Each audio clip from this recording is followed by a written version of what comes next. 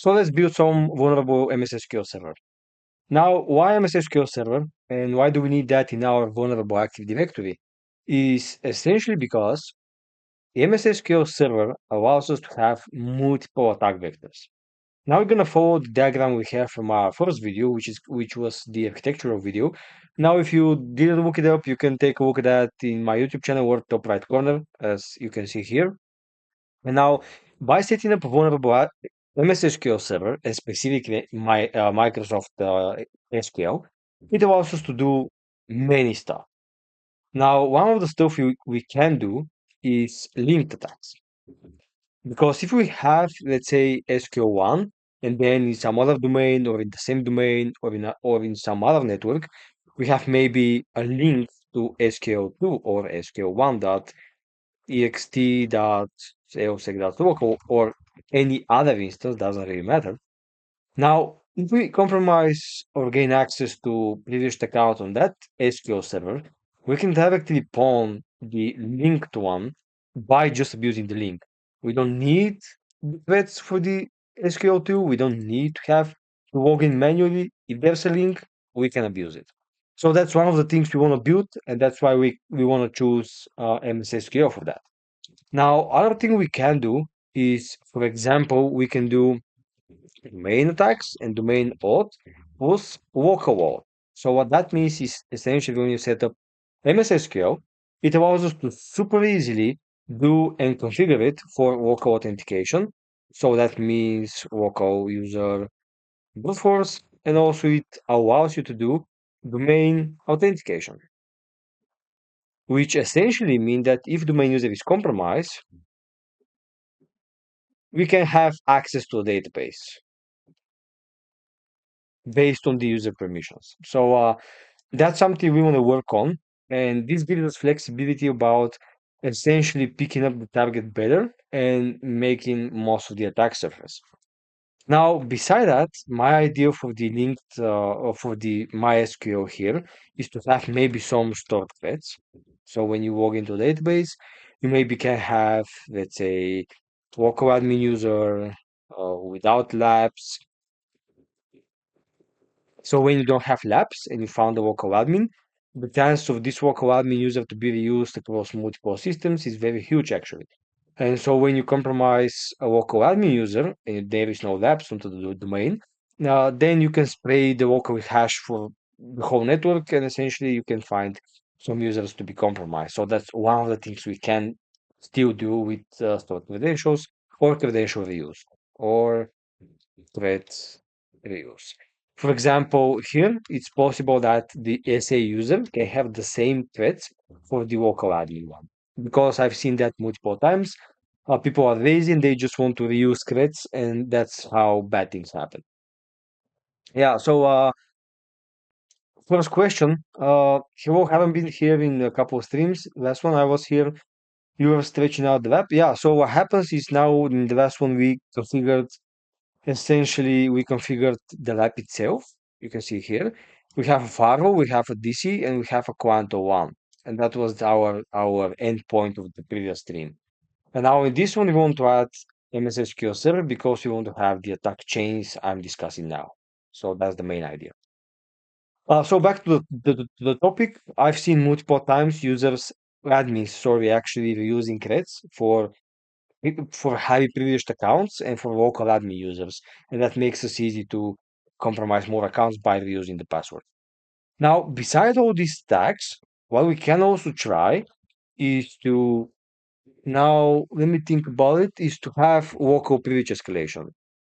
So when you have an MSSQL server, and usually this server runs as some kind of a service account. Now, when you have a service account, that account is supposed to have dangerous privileges like say impersonate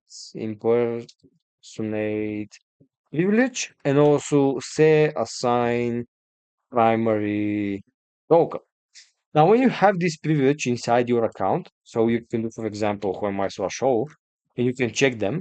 Now, when you have this stuff, that's immediate risk vector.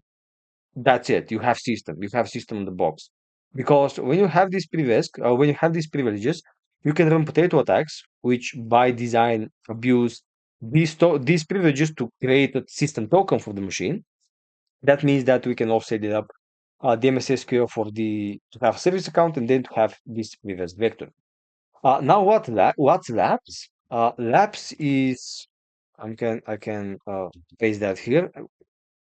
Local what was it? Local admin password solution. I think it was that's the name. In essentially what's labs is you imagine you have several systems, right? Like that. And when you have several systems, all these systems operate on two levels. Now, each domain system, let's say that's domain client or one, that's just a domain system, doesn't matter. Now, each domain system operates on two levels. You have domain context and you have local context. Now, why is that here? Local context. Now, for the domain context, that's clear. That's your domain account. That's your the machine name. The machine has its own account. Any domain joint. It's all good.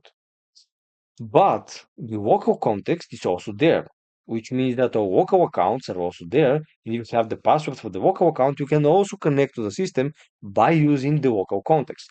So, for example, if you are Kali here and you can reach that system, you can either connect to that system via come on, why that's not here? You can either connect to that system via the domain context like that, or if you have local creds, you can also connect to the local context. Sorry about the arrows. But when there is no labs, usually what happens is when sysadmins create the environment, they use one image. And this one image is the base image that they build upon. So, for example, you can imagine it like a template image. When they install new system, they use this template. And to make it easy, and since that's a template, it has the same password for the local admin account for this one there. So if there is no labs, local administrator password solution, if there's no labs, you can essentially, if you compromise a local admin, always check if the hash of the local admin is used anywhere. Because if the labs is disabled, there is a very, very high chance that you're going to find that to be possible. But if there's lapse, that means that each local admin has different password automatically, and it's automatically renewed, and it's complex enough so it cannot be brute force. So if you have lapse, it doesn't worth trying. I mean, it's worth trying, but but don't expect much results from spraying with the local context. Yeah. So that's like when you use walkabout on NetExec. Yeah, exactly. When you use walkabout, you're connecting here. And when you specify, let's say, the local admin, you can also compromise the system. And if you don't have labs, you can try to spray the same hash over the same network, and most of the times you're gonna have hits. So that's about it. All right, so now we can do again local pre-risk. That's gonna be the main, the also one of the points. What we can also do, we can do some kind of initial compromise via, let's say, brute forceable CA count. We can do RCE via, let's say, XP SIMD shell. We can do we can do start job, SP start jobs like that. And what we can also do is relay about with XP directory. So that's gonna be relay slash capture NTLM. So that's gonna be about it. So as you can see, just one system gives us a lot of attack vectors and a lot of playgrounds to use. Now about tools, what we can use about attacking that. Some tools, this can be Power Up SQL, this can be SQL Recon. This can be in packet MSSQL client, responder, and so on. You get the idea. Uh, I don't know about SQL1, but I was gonna suggest something to do with DP API, probably on a different machine. Yeah, DP API is cool, but DP API is gonna be on the client system because what DP API does is it when you dump DP API, essentially you dump safe credentials. And usually servers are not used by clients. I mean, they're not used by someone clicking on them, browsing on them, and saving passwords on them.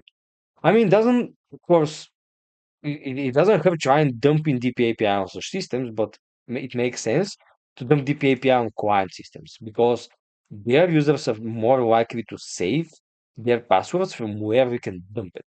So that's about the DP API. All right, so that was the intro. That's going to be the attack vector we're going to stick to and the tools we're going to use. So now let's build the environment. So again, I'm going to use a template for that. So how not exactly how the sysadmins are doing that, but I'm definitely going to be using a template. And I have template inside EVMs, and inside EVMs I have a basic image for Windows Server 2019. So I'm going to use that. I'm going to go next. Then I'm gonna do. I don't have any key, but I don't need some. Now about this.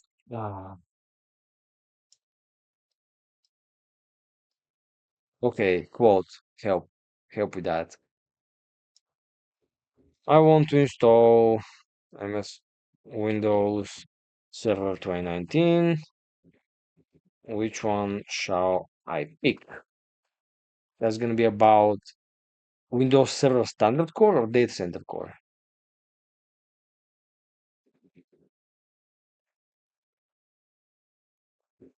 I'll use this server for vulnerable attention MSSQL Server.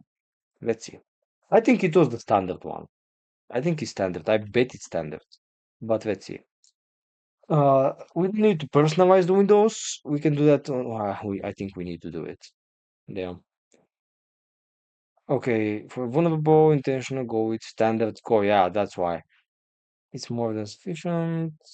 More resources. Cheaper licensing. Yeah, that's fine. Okay. So let's go standard core.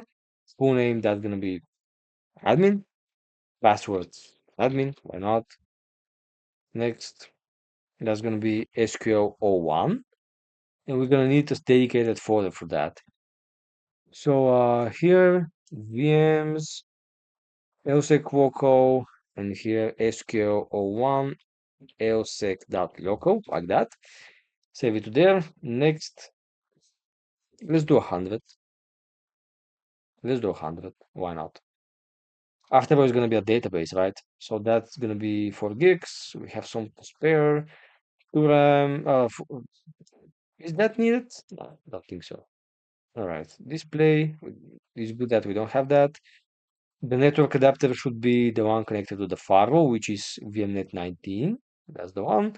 I think that's good. So we can do close and finish. That's it. Okay, there it is.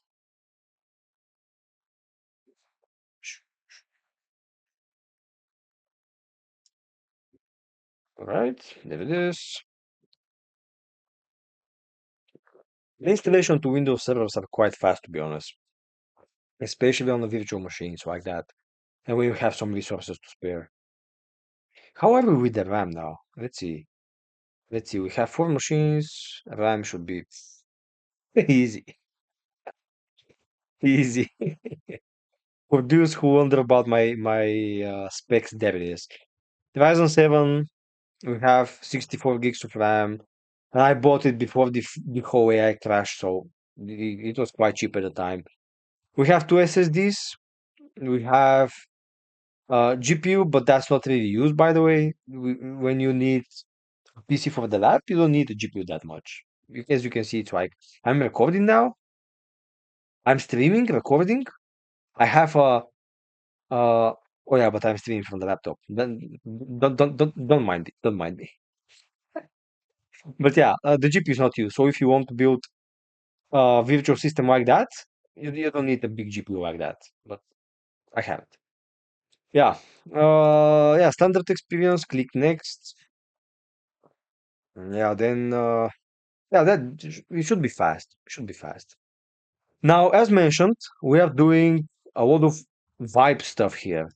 And the idea of the vibe code and the idea of this series is to actually give you guys open source scripts which you can use to fit in your environment. So that's why each step I do, I set it up as a dedicated script so you can just get and use for your environment. Now, in the first video, we did actually in the second one, we did set up the main controller. What that script does is it creates a system to a domain controller because by default you need to install the same Windows server the same way like I do now, but it's not a DC if you don't do it like that, right? So it has some options, and the idea is that this script turns your server into a domain controller, which you can use and open source, check it, review it. I don't think it have any issues. Then in the next video, the previous one, besides installing the client, we also made the domain vulnerable. So there's a lot of steps to that. Essentially, what happens here is we create a lot of users. We have 12 steps of making the domain vulnerable. We set a weak password policy. We install OUs, groups, weak users, weak passwords, reprostable accounts, unreprostable accounts, some SPNs, again for roasting, DAs with weak passwords, all that kind of fancy stuff, disabling labs, disable SMB signing, all that kind of stuff we need in a vulnerable environment. So again, it's open source. You can take a look at the tool, you can take a look at the script, and that's what we do in the series. So I'm not just making an environment for me. I can give you guys some snippets that you can import into your settings and adjust based on what you need. Uh, what if I have a toaster for a PC though? Well, I think you can play Doom on it. For Doom, it should be fine. Crazy. Okay, there it is. Now, while that's running, I can ask what? Okay, I installed the Windows Server. Now, can you create fully portable script with needed parameters like machine name, CA, or actually that's not needed. I want this script to make the MSSQL vulnerable intentionally, and I want, and ideally, I want the machine to be able to be used for the following attack scenarios. All right, so here we're gonna do that. Paste it here, and some notes. SQL auto is not yet present, so let's put this for now. That's fine. We don't need that. Store creds, create reuse. Local admin user without labs. CA password equal local admin passwords like that. Then we're gonna do local previous MSSQL service account. This is gonna do initial compromise by brute forcing the SA account or via threads of local admin of a domain of a local admin to, to the system or via threads of a user who can do WinRM to the system. Let's make it more tricky. We can do RC via XP SIMD show, XP start jobs. We can do XP directory. That's fine. Do we miss something? Do we miss something, guys? We're gonna have credits inside the database itself. With these credits, we can do WinRM. We can do the SA account is gonna be the same as the local admin account. We can have previous. I think that's fine. If something we need, we can adjust. We can always adjust. So let's see. Yeah. Let the script be in PowerShell and let its name be setup vulnerable mssql.ps1. Let's do it right. All right. Yeah, let's start. Yeah, there it is. It was quite fast. It was quite fast. We'll do a walkthrough. Yeah, of course. Of course, we're gonna make it. We're gonna have it posted with vulnerabilities on there. We're gonna do ESC1, CSC attacks, and many more, and we can do walkthroughs. And the idea is for me to have a proving ground so I can showcase my stuff and showcase attack and make more videos and showcase specific techniques and how they work and so on. So that's the main idea. All right. So admin, login. All right. We are now locally logged in. Now we need to join the system to a domain, right? But first we need to rename it. So we're gonna go with this PC, right click, properties, or is the script gonna handle that? I don't know. Let's see. Go to hardware, maybe advanced. No, username, change SQL 01. Let's change that. All right. First change the name, and again, what happens is restart. We need to have patience, guys. We need to be patient when it comes to Windows. Just how it is. It is, it's fast. I like the speed of that thing. All right, let's see what Claude did so far. It's working on it.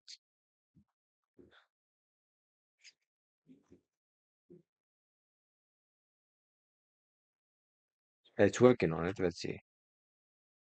Let's see what happens. All right. Did I set Claude that it needs to first install MSSQL?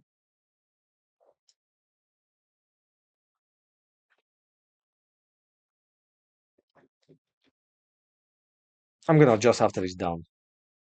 I'm gonna adjust after it's done with the first thing. Let's do it like that. Okay, so admin, we can do open PowerShell, the host name.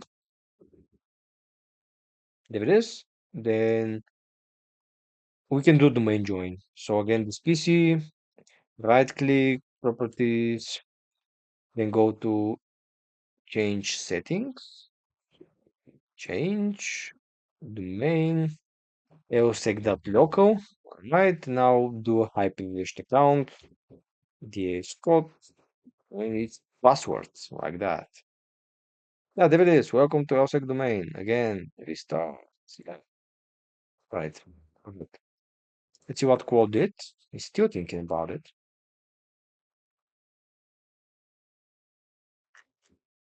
Still thinking about it. I was expecting it to be fast. Did I click some research option? I don't need that. It's not that complex. Wait. First, make sure to install the latest MSSQL Server, and then make it vulnerable, like I said. Am I rude, guys, to the AI? I don't think so. Okay, let's see. All right. There it is. We have a domain join system. But now we can do sign into LSEC. And now I can use some high privileged account like DA Scott just to make the installation easier. And here we can do things like, or we can add an SQL account. Hmm, wait. Let me first connect and set up the things. Ah, there it is. Let's see what happens. It's on the installation phase, creating users. That's fine. That's perfect. All right. Mhm, mhm. And now that's essentially what I mean by template is that I used every essentially the same ISO file. And the server is now pure, but I can create an ISO file with different softwares on it and then use that as a template. But we are doing a vulnerable app, that's not needed at all. Yeah, so first I want to check if I'm doing. Mhm. If I can let's look up that. By the way, I'm testing Hot. And I built some crazy stuff with AI, with Haunt. I inspected every single step. I made it to do crazy, crazy, crazy things. And we have massive improvements for the Haunt agent. So I want to say massive thanks to my patrons for the support because it really means a lot to me. And that's how you make my work possible. Yeah, thank you so much. I hope you enjoy the new Haunt agent. I'm here to do more videos about it. I'm still finalizing some works on it, but you're gonna like it. I'm just sure about it. So what I can test now is do NS lookup and SQL one. Yeah, there it is. Perfect. Oh, we need to also set it up a static IP. I think it needs a static IP. I think it's gonna be best if it has a static IP. Yeah. So maybe let me log into the firewall. Oh, there it is. It works. It works. So before that, let me log into the firewall. I can use here. I can use the Quanto one. Now I need this a million options.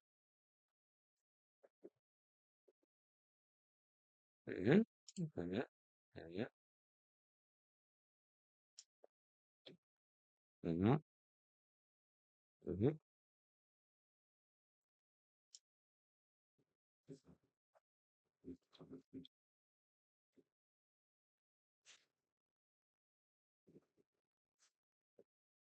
Oh, stupid passwords.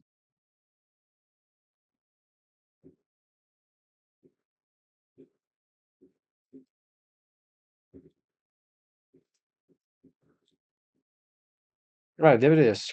Now, what we need to do is navigate to the DHCP. I like the search of open sense. I just like it. It's so much easier. I like it so much. All right, so hosts. Now go to domains. Yeah, that's fine. DHCP ranges. DHCP boot, not that. Leases, maybe? Yeah, there it is. There it is. And now what we can do is that's the SQL one. There it is. Now we can set up a static rule for it because the client, we don't really need the client to be static. Client are using by design DHCP. That's easy for them. But things like servers, it's important to have them prepared. Like, but now what's that? I don't have a single idea what's that.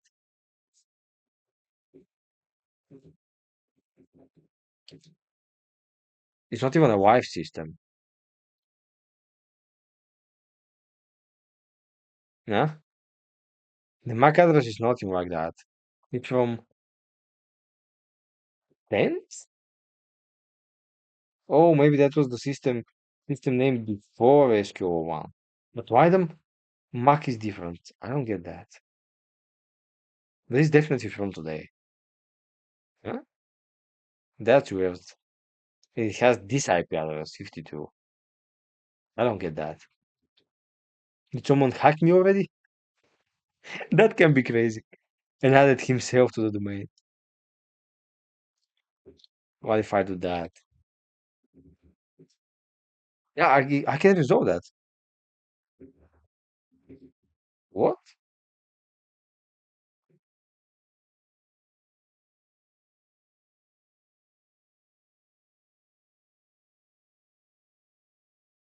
Wait, that's gonna be the expire date, not the creation date. I need to check more in depth what happens here. Huh. And what's that Mac?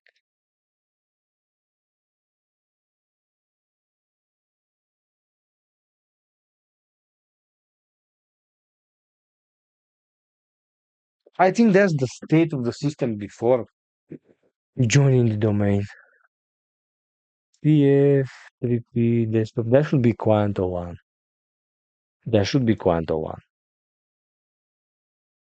Because it's desktop, right? Ah, doesn't matter. All right. Or did I join? Oh, I think I know what it is. Because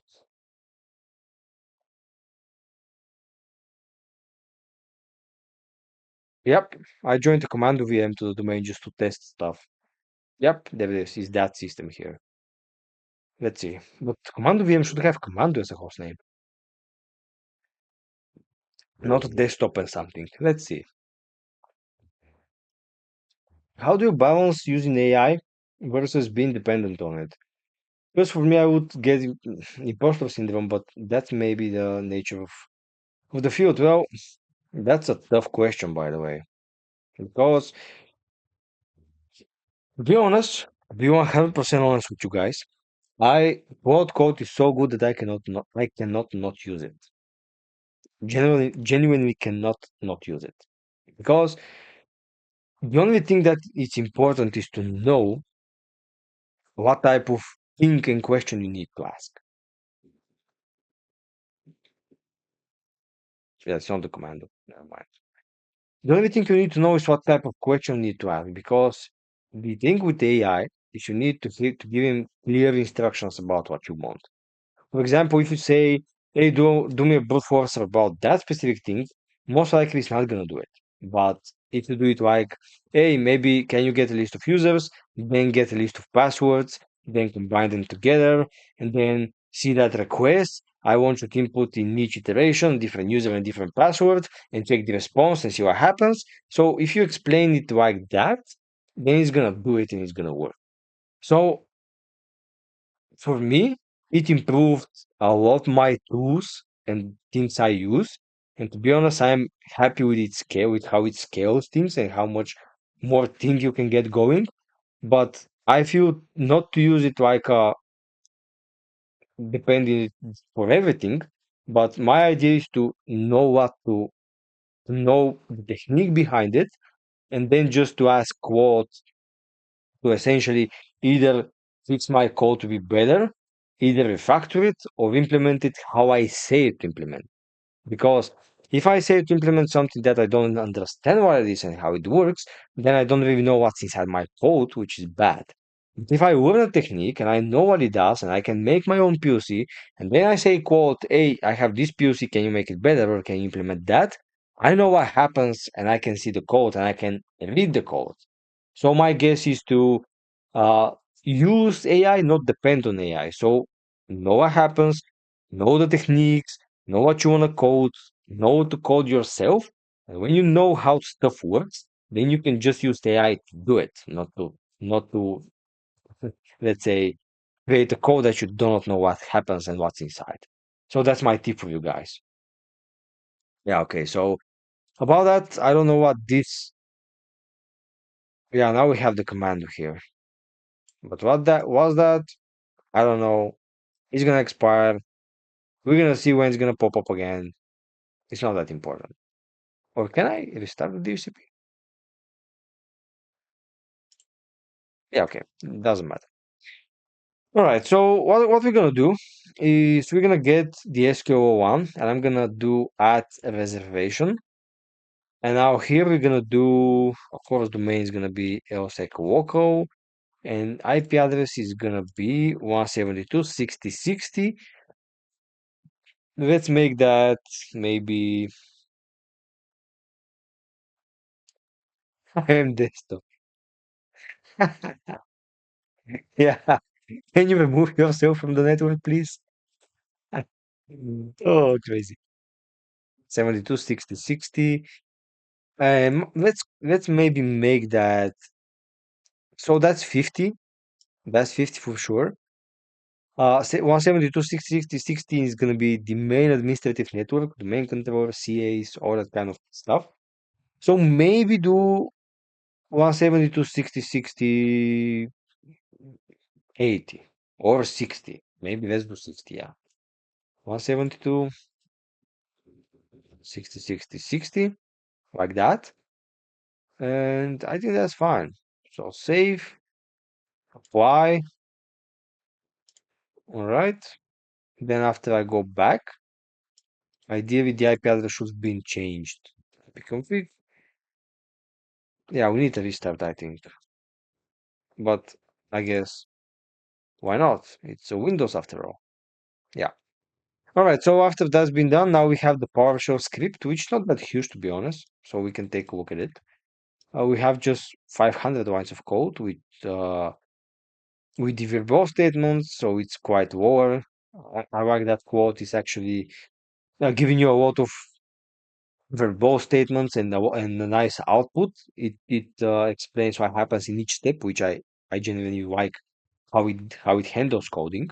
And again, one thing that is also important for the AI, and someone mentioned that in my second video, is that we need to be able to also review the code because it's important not to just rely on it and make it like, hey, that make a script and you just run it like we did because it's a vulnerable app. We need to make sure we know what the code is, and that's also beneficial to us because the more code we read, the better we're gonna be at reading and coding and getting the technology behind, and also getting to know how good code actually looks like. Because to be honest, Cloud is doing amazing work. So the more code you read from AI, the more you learn what a good code looks like. All right, so we have some parameters which are again designed to be vulnerable. This is going to be the local admin, weak password, SQL instance.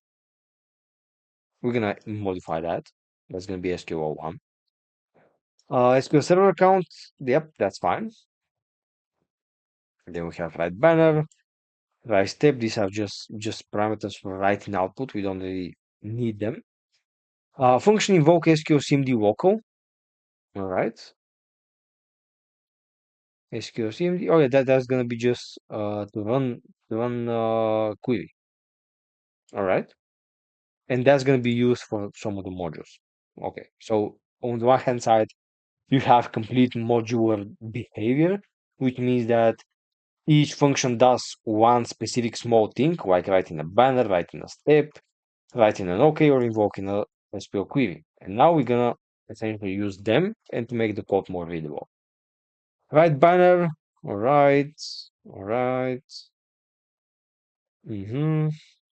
Get command SQL CMD. Yeah, just we verify that it's wallet and we can use it.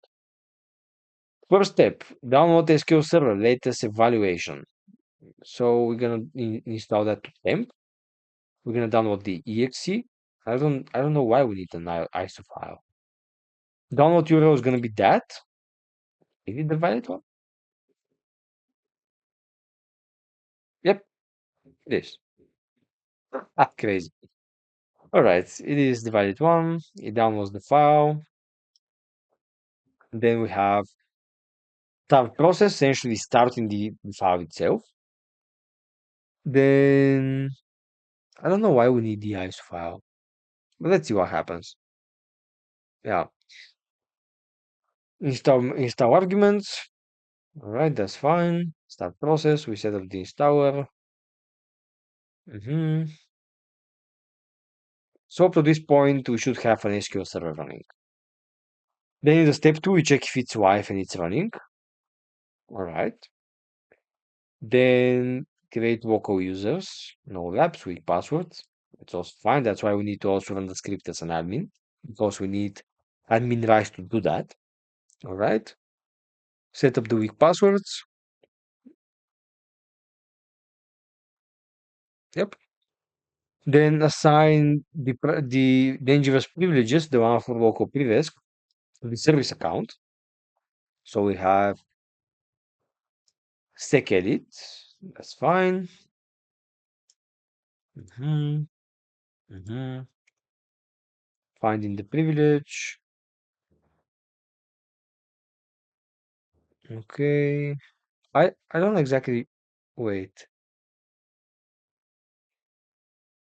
Where is the setup part?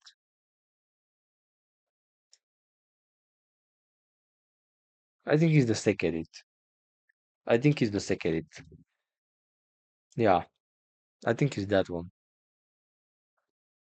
Configure and analyze system security by comparing your current security configuration against specific configuration templates.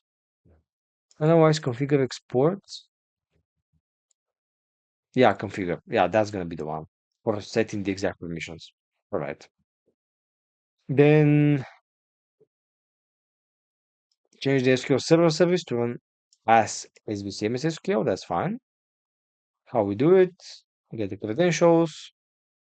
We use WMI, set up that. Okay, so by WMI we do the whole thing. That's fine. Then we do SQL CMD, server misconfiguration via SQL CMD. What that's gonna do now? We locate the instance, that's fine. SQL CMD. Oh yeah, we define SA user to be with a weak password, I think. I think that's the one happens here. So we specify the SA user to be the have the weak password. Alright, then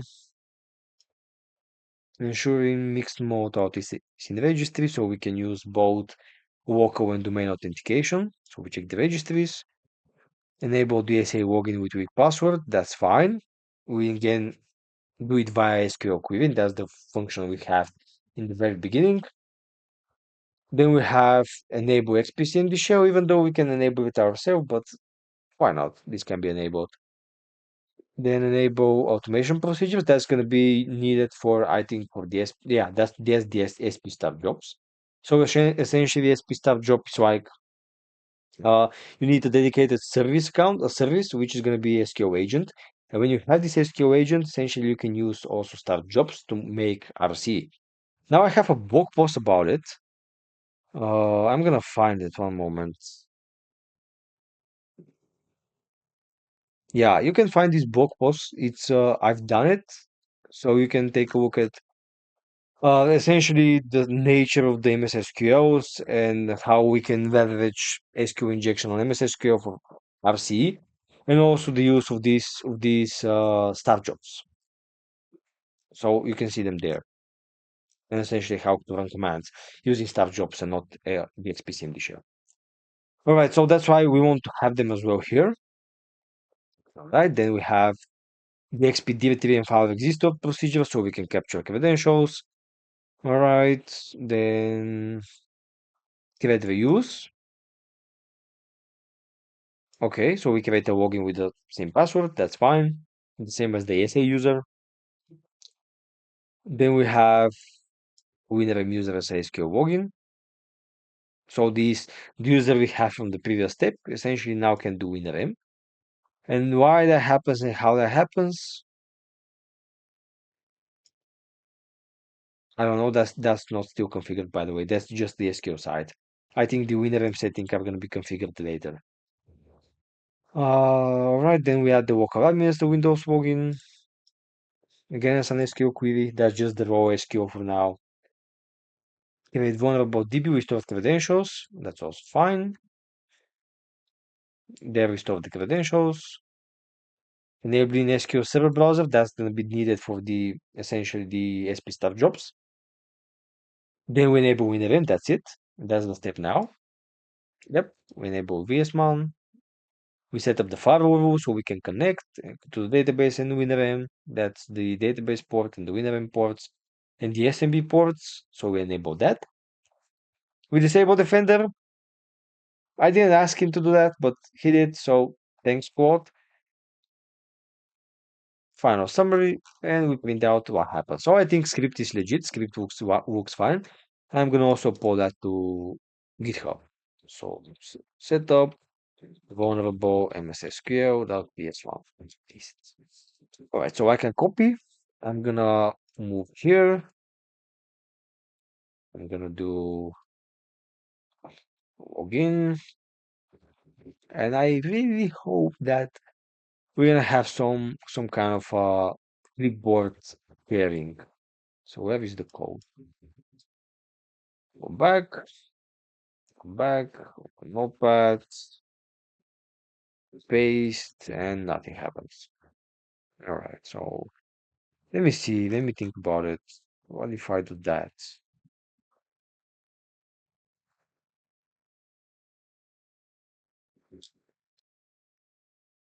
All right, so here I'm gonna try to paste, there it is. And if I copy it and paste, now it works. Okay, fine. Now since it works, I can open ICE and use that for the whole scripting thing. Paste, run, Machine name SQL01. Oh wait, I think we needed to configure that. Oh, that's by default. But let's just SQL1. Actually,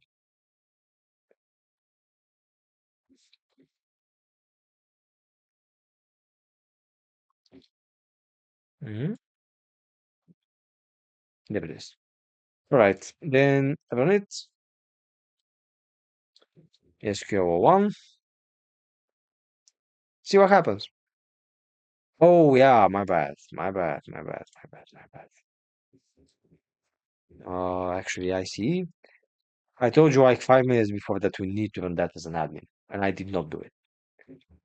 So professional, Elsek. Amazing work. All right, so run it. SQL1. Yeah, there it is. Let's see what happens. I love automation.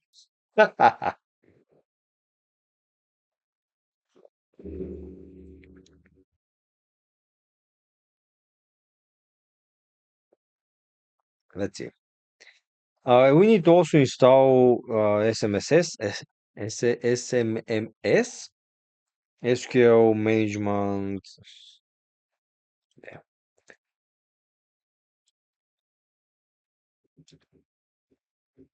Yeah, SQL Server Management Studio, SSMS. Yeah, we need to also install that. But I think it makes sense if we install that on a client, because the client can also be the one which connects to the database itself, right? So I think it makes sense to install it on there. So so I think it makes sense to have it here. Oh yeah, is it the IP address? Is it fine now? Yeah, it's good. It looks good. How about the leases? There it is. So it looks fine.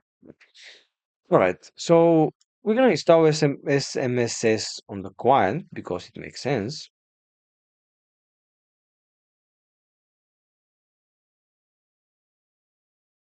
Everything looks fine, I guess. And let me do it.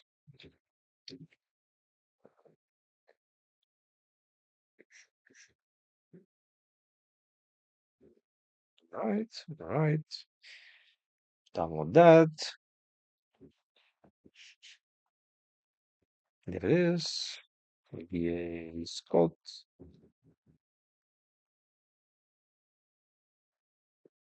Because the server, I don't think the server needs that on its own. Because when you set up the server, you connect from the client to it. So I think it makes sense if we just install the tools from the client and see what happens. Do we have something running? SQL? Yeah, we do. We actually do. So far, so good. Let's see what's gonna happen. All right, continue.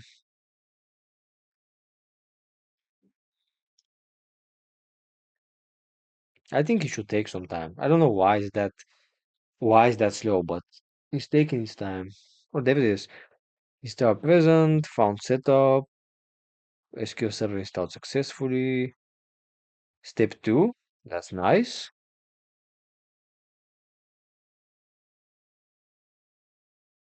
Here we have an issue, local account, and the process died. Why? Step 3, creating local accounts. I don't know what happened. So, step 3,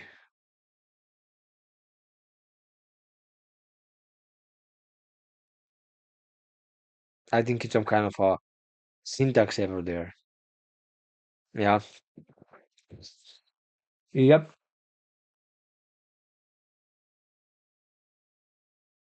Yep. So what we can do is I'm gonna give the output to Claude like that. I'm gonna paste here, paste there, and now copy it here. And I can be like, the script failed with this output on step 3. Can you modify it first to check if previous steps are done? Because I ran the script, it installed SQL Server, but it failed just on step 3. I think that's fine. I think it's clear enough.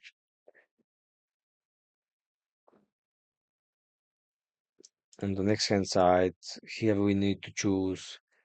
I don't think we need any of this, so I can just do install.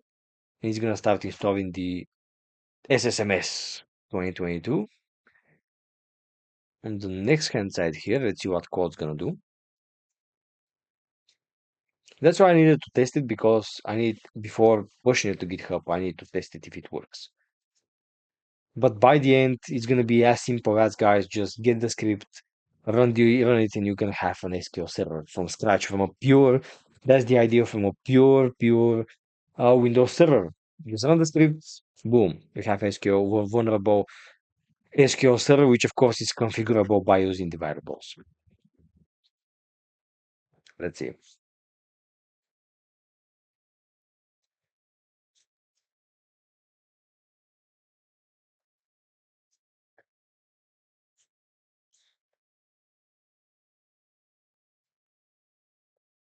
So I'm gonna restart that.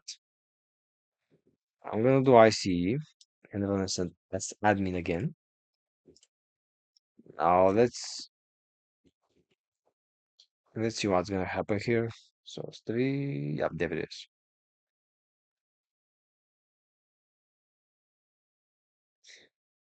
This admin false partial doesn't support boolean defaults in param box. This way when called is admin true, also that's the issue. It's a partial syntax saver.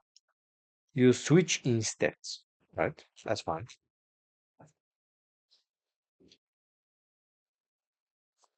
It's still not perfect, guys. It's still not perfect.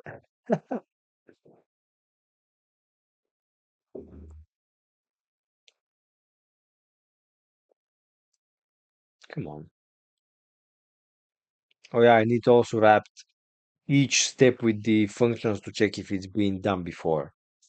So if that setting is done, then it's gonna do skip to the next one and so on, which is quite nice because this way, if you have SQL Server manually installed, it's gonna skip it and do the rest. So I think that makes sense to have. Okay, everything looks good. I can reopen that, copy it, paste in my code, save, paste in there, save. Actually, I don't need to save, but for sure paste it there. So run it. SQL1. Is it gonna rename now the system? We can rename it later.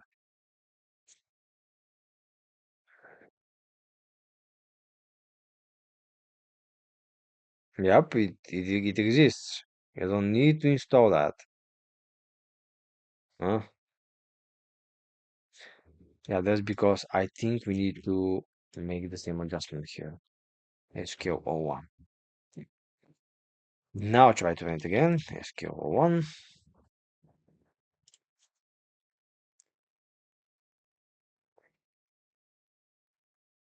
Mm-hmm.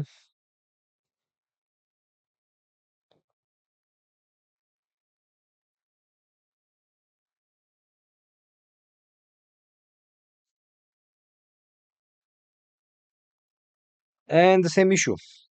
Absolutely the same issue.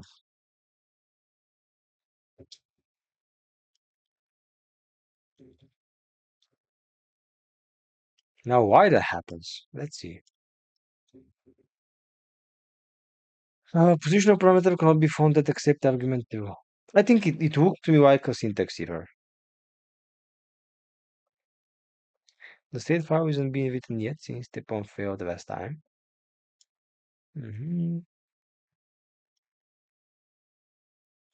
Yeah, it looks to me like a syntax error, guys. If we do it set local user, if we take a look at the docs, we can see what Claude does. Name password never expires. Oh, it's a boolean. Then why does that errors out? I don't get that. I have no clue why it errors that.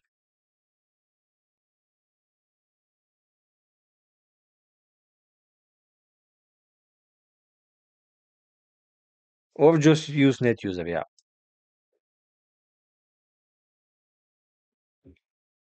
Root cause set local user is broken on Windows Server 2019. It interprets true as a positional argument rather as a parameter file. All right, let's use net user. Okay, makes sense.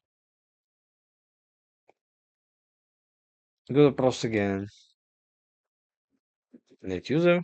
Yep, there it is. Should be fine now. All right. All right. Mhm, mhm. I see. Paste. Go there. Do SQL01. I run it. See what happens.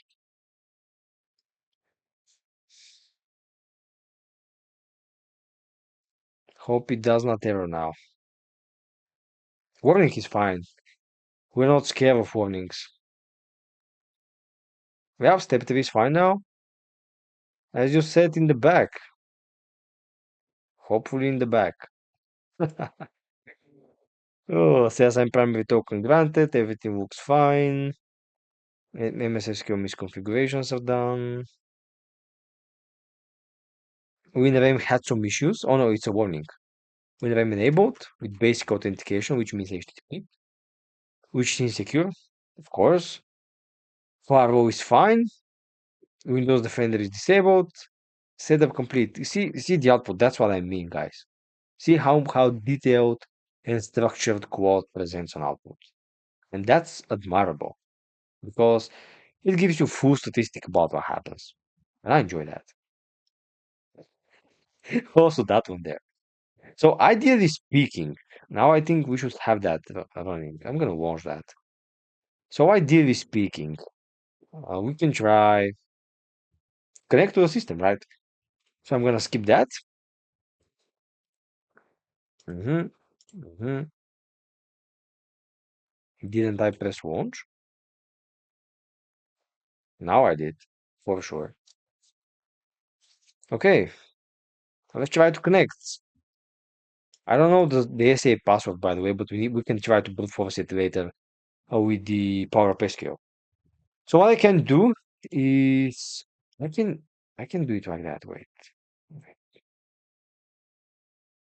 I can do SSMS, right click, run as administrator, DA Scott, password one. All right.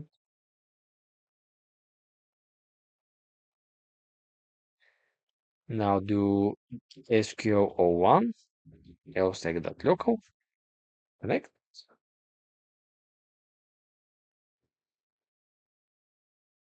and can we see the port is open? Is net connection, SQL01, lsec local, port 1433. Establishing SQL connection, the server was not found or not accessible. Okay, can we try? What happened? Pin 172, 1660? Nope. Are we sure that's the IP? Or just ping is disabled? Yep, that should be the IP. Here we can do netstat and TB.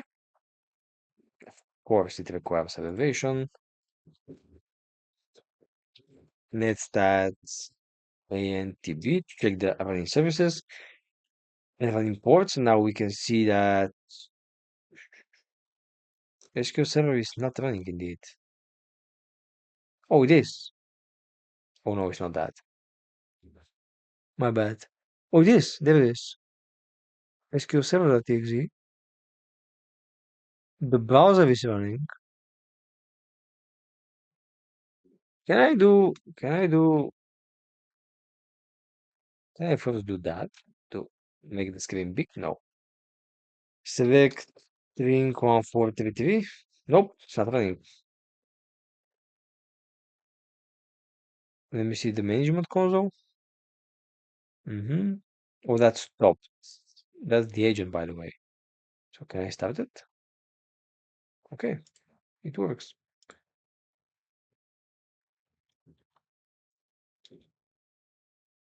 But why it's not listening for connection? I don't get that. 14?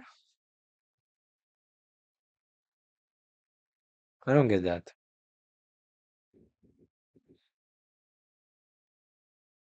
SQL Server is there. It works as SVC MSSQL, which is fine. File stream, advanced, starter parameters, process ID.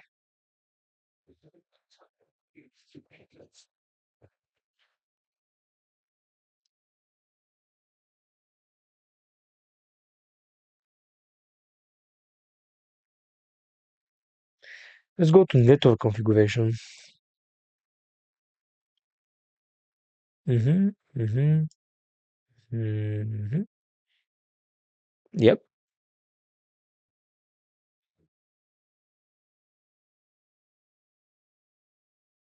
I guess we can specify that here.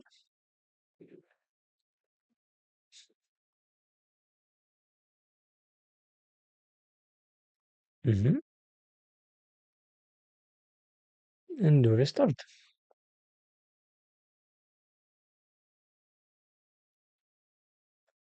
Let's see. See what happens. Starting service, new PID, that's fine. And still don't have that. I don't get it. What's the default MySQL port? Yeah, it's that one. I'm not mistaken. Do you have any idea why the service is running, but the machine has no port open?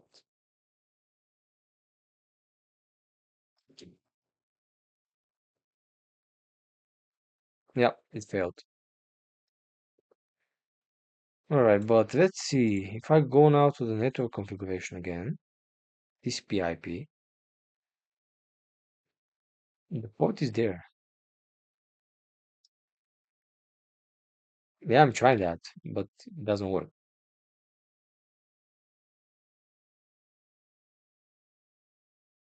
I've also did that, but now programmatically. Or maybe I need to do it via the registry. Let me try.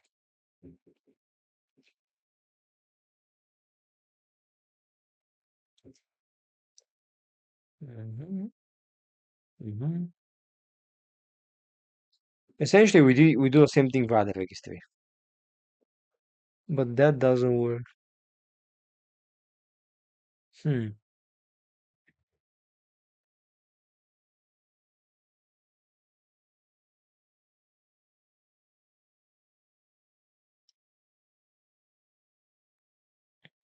Let's see.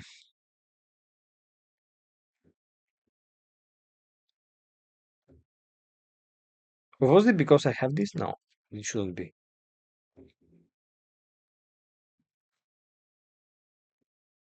No, shouldn't be. Mhm.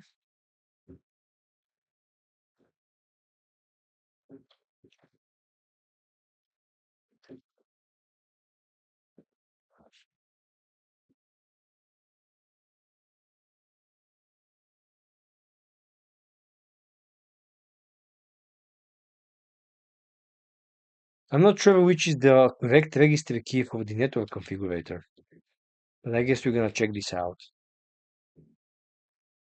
Yeah. AK local machine software, Microsoft SQL Server. and settings. Right. Mm-hmm. Let me give this path to quote. See what happens.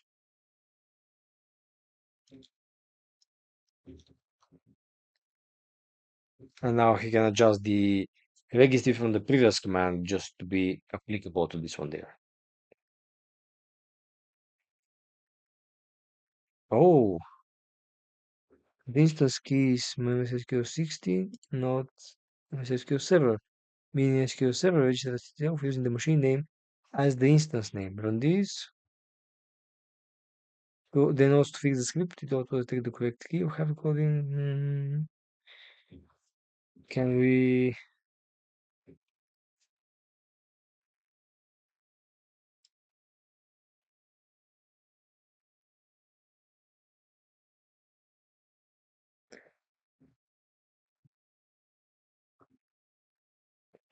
make the script to always use the machine name as instance for the MSSQL database? Because that's how it's supposed to be, right? You have the machine name and then the instance corresponding to that machine name. That's how environments are. So what I can try is the settings now.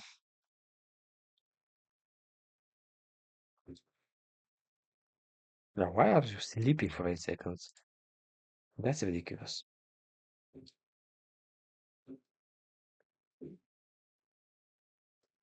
That's crazy.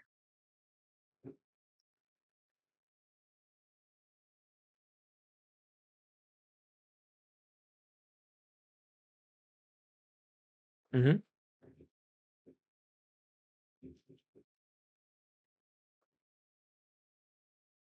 Okay. So let me try restarting that.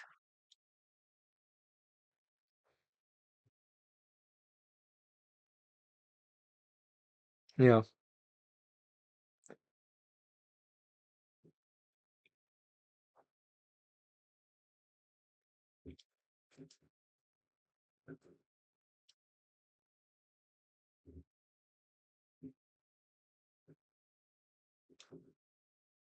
Yeah, there it is.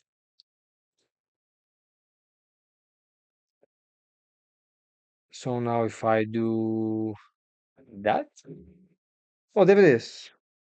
We have it now. We have it now. Perfect. So does that mean if I do here and connect? Yeah, we have the encryption error, which is standard, and I like to see that because now we can do trust server certificate, connect, and it's gonna work. Boom, white magic. And there it is. There it is. We have our first database. And now we can do XPCMD share, we can do XP directory and all that kind of fancy stuff. Now quote. A good idea. It makes the registry path predictable, consistent. Here's the change. I have the full picture of every reference. I'll do a clean write using Python to make a Python. Ah, yeah, it's done that internally. Okay. All right, all right, all right. So in theory, if I open that and go there, we have the machine name, which is no longer specifiable, which is perfect because now it gets the machine name. If I do, if I copy that, come on, if I copy that to here and search for the machine name to see where it's been used, so I can search for that.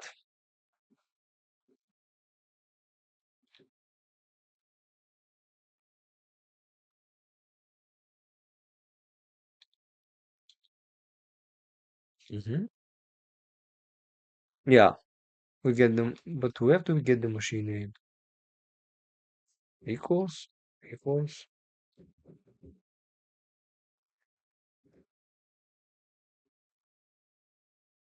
Where it's resolved. That's weird.